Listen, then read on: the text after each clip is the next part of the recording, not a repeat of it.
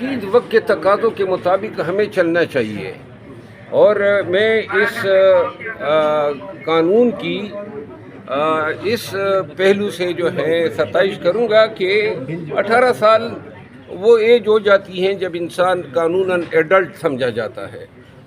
تھوڑے سے بچوں کو جو ہے خود بھی سمجھ بوجھ آنے لگتی ہیں۔ پہلے ابھی بھی 12-13 سال کی لڑکیوں کی شادیاں کرانا، نہ ان کو یہ سمجھ آتی ہے کہ شادی کیا ہوتی ہے، اور نہ ان کو یہ سمجھ آتی ہے کہ شور کیا ہوتا ہے۔ تو لہذا کم از کم 18 سال، اور پوری دنیا میں کم و بیش یہی ایج یارڈ سٹک ہے، تو لہذا پاکستان میں ایسے قوانین جو ہیں آنے چاہیے جس سے ولنریبل سیگمنٹ جو ہیں معاشرے کے، چاہے وہ بچے ہیں، خواتین ہیں، مینارٹیز ہیں، یا جو ٹرانسجینڈرز ہیں، ان کے حقوق کا تحفظ ہو سکے۔ مردوں کے حقوق کے حوالے سے بھی ایک بل جو ہے آج پاس ہوا ہے، کیا سمجھتے ہیں اس کا بھی بینیفٹ ہوگا؟ میرا خیال ہے مردوں کے حقوق تو سارے مردوں کی ہی ہے، کون سا ایسا حق ہے جو مرد کو کم ملا؟ اگر عورت مرد پر تشدد کرتی ہے تو پھر مرد بھی اب اس کے خلاف قانونی کارروائی کر سکتا ہے۔ نہیں، ویسے تشدد آپ اس کے لیے کسی قانون کی ضرورت ہی نہیں ہے۔ اگر آپ گھر میں بیوی پر تشدد کرتے ہیں تو اس کے لیے یہ قانون لانا ضروری نہیں تھا کہ گھر میں تشدد کا بل آ جائے۔ یہ بذات خود تعزیرات پاکستان کے تحت جرم ہے، تو لہذا مرد پر کئی بار بھی تشدد ہو، چاہے کوئی اسپیشل لا ہو یا نہ ہو، جنرل لا کے تحت یہ ایک جرم ہے۔ ورلڈ اکنامک فورم میں جس طرح ہم دیکھا کہ فیلڈ مارشل عاصم منیر ادھر تھے، وزیر اعظم صاحب بھی ادھر تھے، تو اس کا بڑا امپیکٹ جو ہے پوری دنیا میں ہے، اس پر کیا کہتے ہیں؟ مثلاً کس طرح کا امپیکٹ پڑا ہے؟ ایک پازیٹیو امپیکٹ پاکستان کا کیا ہے؟ چلے میں آپ کی بات درست مان لیتا ہوں۔ کرنا تھا تو اس کو ایوان کے ذریعے فیصلہ کر لیتے، ممبران بھی پاکستان کے ہی بہتری کا سوچتے۔ ویسے بھی اس میں مذائقہ نہیں ہے کہ اگر فلسطینیوں کے بیچ اپنے مسلمان فورسز ہوں گی تو تھوڑی سی ان کو بھی اپنائیت کا احساس ہوگا۔ فیصلہ کوئی برا نہیں ہے، لیکن جس انداز میں فیصلے ہوتے ہیں، ان ایسے انداز سے تمام جو پارلیمان کی توقیر ہے اس کو ریزہ ریزہ کیا جاتا ہے۔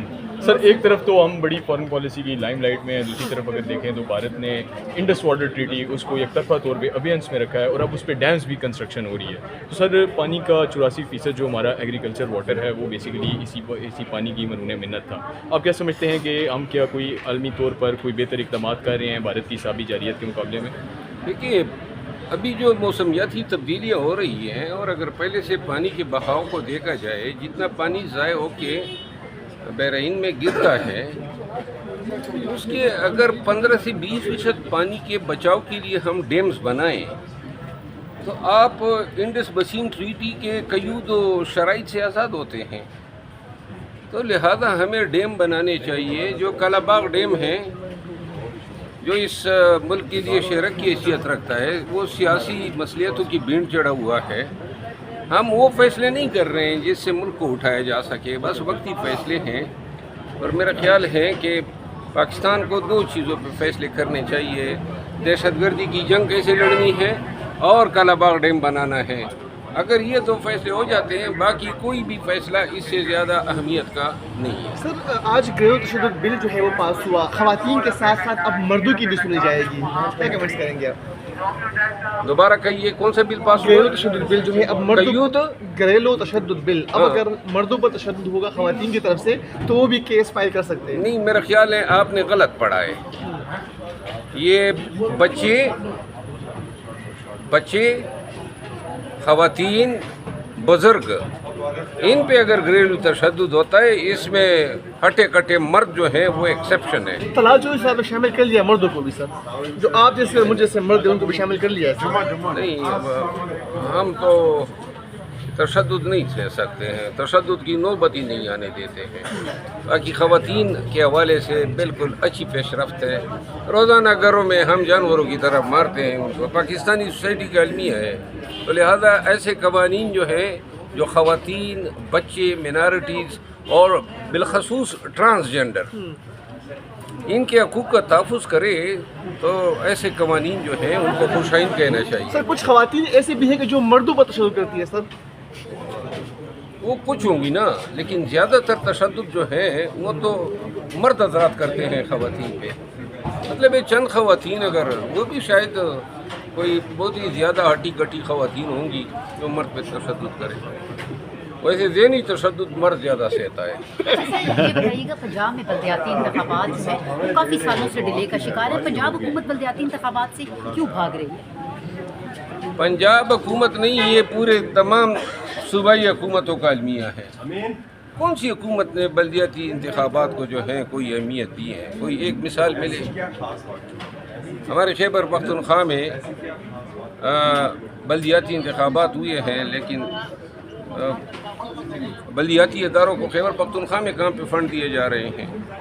یہی حالت سندھ کی ہے، بلوچستان اور پنجاب کی ہیں. اور یہ بیسیکلی آئین میں یہ جو روڈ بنانا ہے، سڑکیں بنانی ہیں، تعمیری کام کر رہے ہیں، یہ بلدیاتی اداروں کا کام ہے. یہ منیز ایم پی ایس کا نہیں ہے. لیکن چاروں صوبوں میں یہی لوگ بیٹھے ہوئے ہیں، کام کر رہے ہیں. سر، گزشتہ منگل سلیمہ خانم نے غدار قرار دیا ہے، آپ کا ذکر ہوا، انہوں نے کہا کہ پارٹی کے غدار ہیں. تو اس پر سر کیا رد عمل دیں گے؟ یار میں نے وہ کلپ دیکھا ہے محترمہ علیمہ خانم کا، المعروف بھی کٹنی.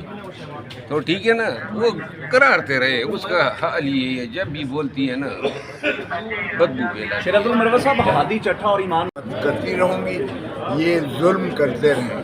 تو میں سمجھتا ہوں کہ یہ اس طرح سے اگر کوئی آپ ظلم کرتے ہیں، ایک دیہاتی لڑکی پر ظلم کرتے ہیں، تو پاکستان کی غیور جو 52% جو ہے مستورات ہیں، تو ان کے لیے آپ کیا سمجھتے ہیں کہ مسدود ہو جائیں گے راستے جو ہے؟ آپ بلوچستان کی محرم بلوچ کو بھی گرفتار کر کے آپ اس کو پابا سلاسل کرتے ہیں. کس لیے؟ کہ وہ اپنے پیاروں کی جو مسنگ پرسنز ہیں ان کے لیے وہ جد و جہد کر رہی ہے.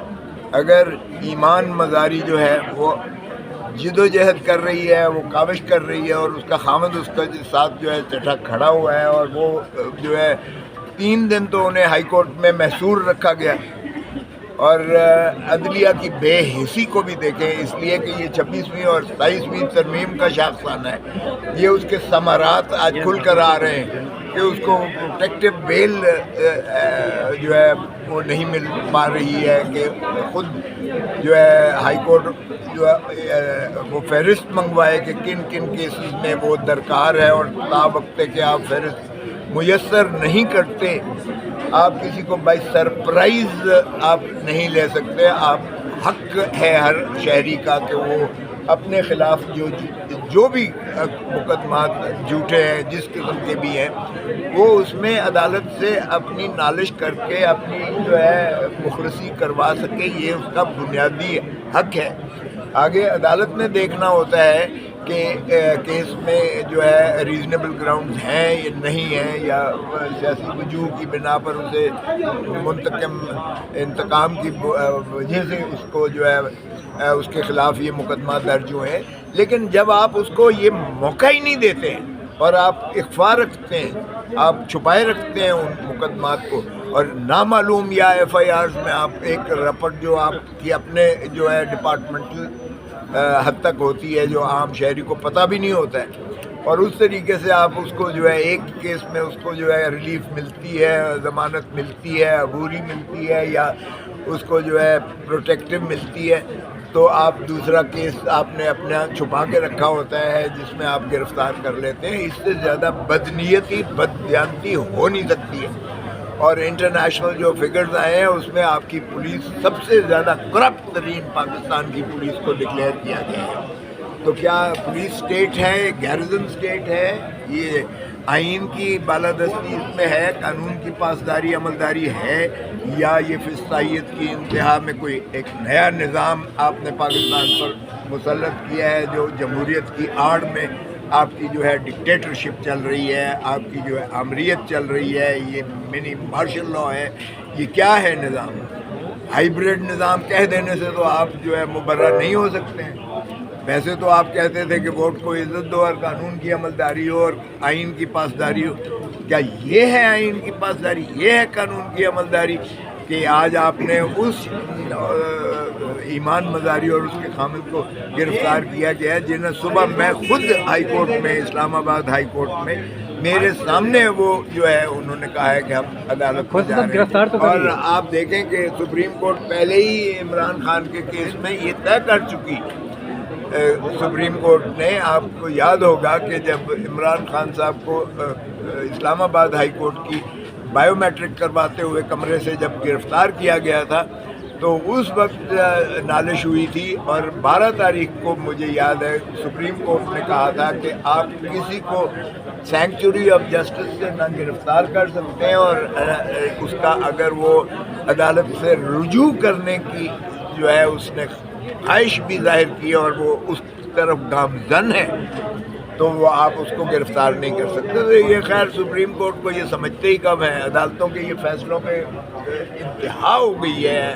میں بھی اب اس ملک کا سینئر ترین وکیلوں میں شمار ہوتا ہوں، ہم نے اس طرح کی جو ہے فسطائیت نہیں دیکھی ہے کہ آپ بجائے اس کے کہ آپ عدالت میں جو ہے اس کی آپ مخالفت کریں، آپ شواہد ثبوت پیش کریں، آپ کہیں کہ یہ جو ہے ملوث ہے، آپ کو بھی ایئر لفٹ کرنا پڑے گا، یا بنگلہ دیش کی طرح آپ کو بھی جو ہے ملک چھوڑ کر جانا پڑے گا، اور پھر دنیا میں کہ کوئی ملک آپ کو پناہ نہیں دے گا۔ اس کا مطلب یہ نہیں ہے کہ ہم حملہ کرنے جا رہے ہیں۔ کیا 8 فروری وہ دن ہو سکتا ہے؟